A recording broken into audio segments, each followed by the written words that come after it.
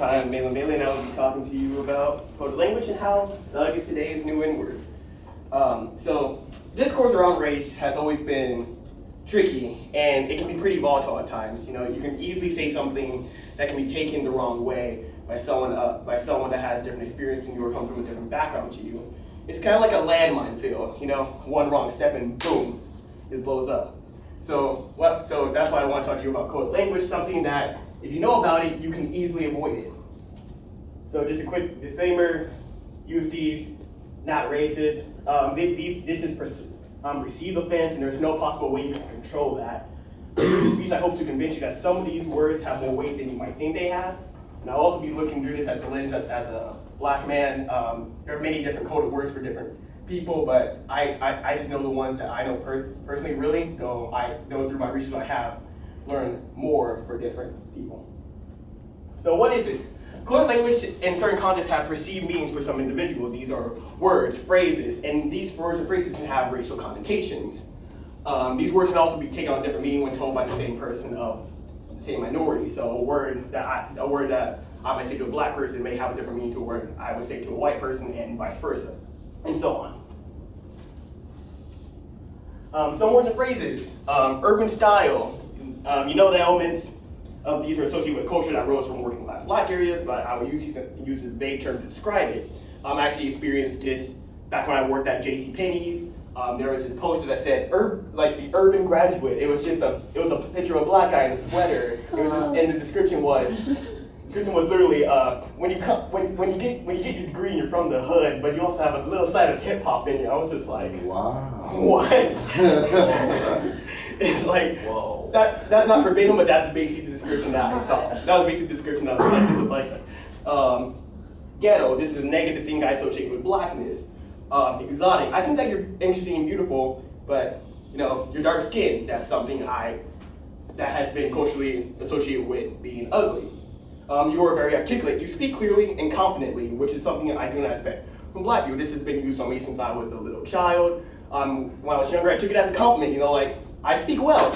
That's good for my age group. But as I got too older, I'm like, okay, I'm 13.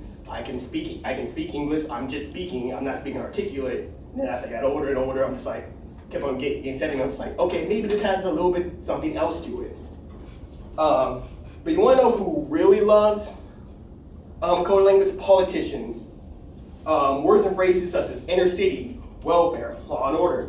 According to Ian Henry Lopez, author of Dog Whistle Politics, How Coded Racial Appeals Have Reinvented Racism and Erected the Middle Class, this sort of coded speech operates on two levels, he says. It triggers racial anxiety and it allows for plausible deniability by crafting language that lets the speaker deny that he's even talking about race. And that's the whole point of coded language, to be able to talk about race, but not overtly be like, I'm talking about this group of people.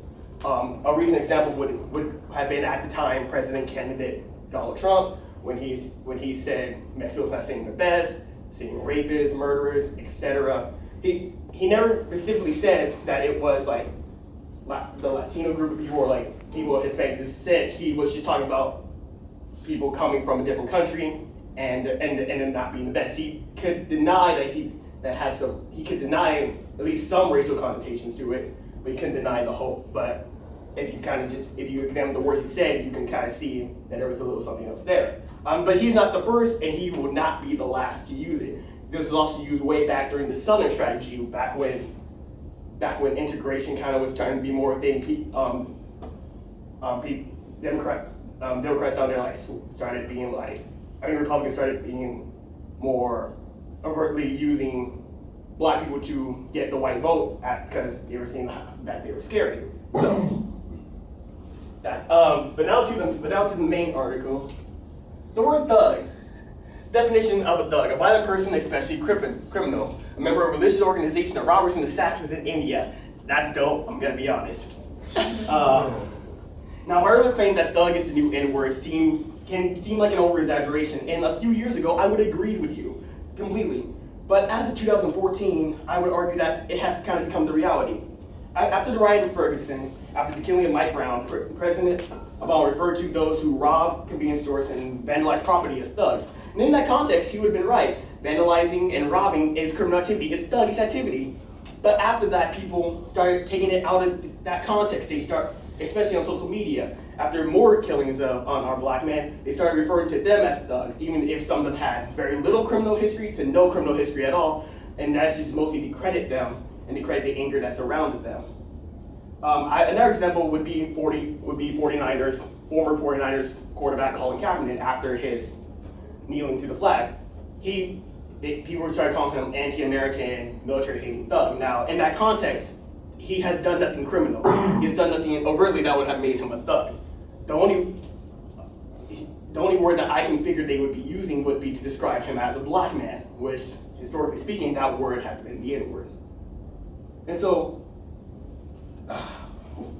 what I would like to do for us to start doing is, like, if you see people using these words and you can recognize them, it's like if they're close to them, not like it's like a random person, because that's going to be dangerous, but just talk to them, ask them to like clarify what do they mean by that word. Ask them to and tell them that, hey, that's not the context that this word is supposed to be used in. And I think that if we do that, just our discussion around race and just general how we interact with each other would be so much better.